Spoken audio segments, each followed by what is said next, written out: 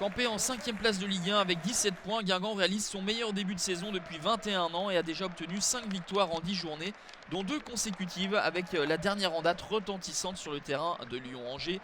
Pour sa part, continue de progresser. Le bilan d'une seule défaite sur les 7 derniers matchs a permis au SCO de visiter la première partie de tableau, mais pour y rester, il faudra réaliser un match plein face à l'En Avant qui est invaincu à domicile et n'a laissé filer que 2 points en 4 rencontres au Roux-d'Orou. Les Angevins se procurent la première situation par l'intermédiaire de Cheikh Ndoye, mais par la suite les hommes d'Antoine Comboiré vont réagir avec de beaux mouvements et cette frappe déviée de Lucado qui semblait prendre le chemin de la cage de Mathieu Michel. Un nouveau coup de pied arrêté pour les Angevins avec Thomas Mangani et la tête de Capel. Johnson se couche bien dans cette opposition entre deux équipes en forme et aux défenses parmi les plus imperméables du championnat. La lutte est rude au milieu, les blocs sont bien en place. De fait, rares sont les occasions de but notables dans cette première période qui s'achève sur le score donc de 0-0. La deuxième période sera un petit peu plus enlevée avec Yanis Salibur qui essaye de sonner la révolte avec sa frappe pied gauche. Mathieu Michel est obligé de s'employer.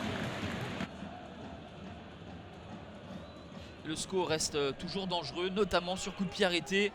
Un ballon qui est mal renvoyé par la défense guingampaise et à bout portant, Karl Toko Ekambi pensait ouvrir le score.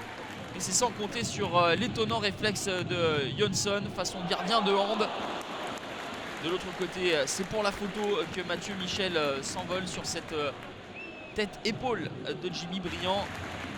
Les premiers changements opérés par Antoine Comboiré avec l'entrée de Nil Depeau à la place de Sanko. Et 2 minutes après son entrée en jeu, le Belge va ouvrir le score à la 78e. Première réalisation pour Nil Depeau depuis qu'il porte le maillot guingampais 15 mois après son arrivée en Bretagne. Il permet à l'En Avant de mener 1-0. La frappe de Ludovic Blas qui devance Andreu est bien placée.